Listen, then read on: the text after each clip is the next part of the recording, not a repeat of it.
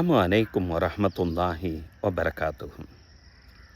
ஒரு நபர் நம்மகிட்ட தவறாக நடக்கிறார் என்ற ஒரே ஒரு காரணத்திற்காக நாமும் அவரிடம் அவ்விதமே நடக்க வேண்டும் என்ற கட்டாயமா என்ன? ஏன் அவருக்காண்டி நம்மளுடைய இயற்கை குணத்தை நம்ம மாற்றிக்கிடணும்? நம்ம நல்ல முறையில் நடந்துக்கிடலாமே.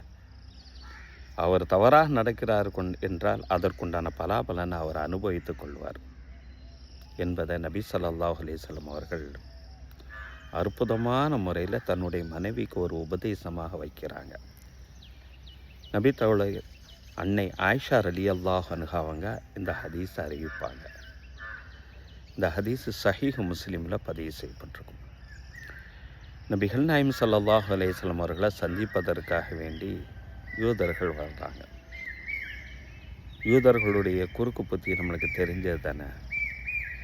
அஸ்ஸாமு அலைக்க யா அபால் காசிம் என்று சொல்கிறாங்க.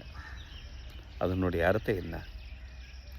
அஸ்ஸலாமு அலைக்கனா உங்கள் மீது அல்லாஹ்னுடைய அருள் உண்டாவதாக இந்த அர்த்தம். ஆனால் யூதர்கள் அந்த லாம் எடுத்துட்டாங்க. அஸ்ஸாமு அலைக்க யா அபா காசிம், அபுல் காசிம் அவர்களை உங்கள் மீது அல்லாஹ்னுடைய சாபம் உண்டாவதாக என்பது தான் அந்த ஒரு வார்த்தை.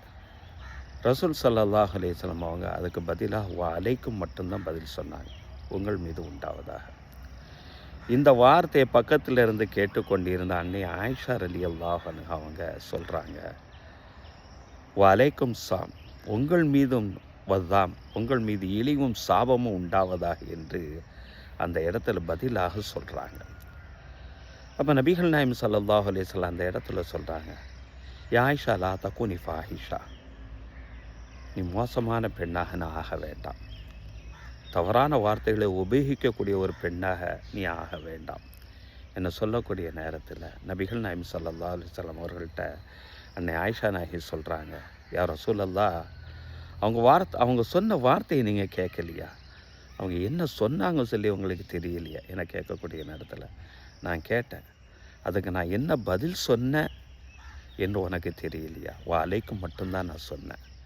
நம்மள வாயிலிருந்து தவறான வார்த்தைகள் வெளிவரக்கூடாது என்பதை அந்த இடத்துல நபிகள் நாயகம் ஸல்லல்லாஹு அலைஹி வஸல்லம் அவங்க வெளிப்படுத்தி காட்டுறாங்க.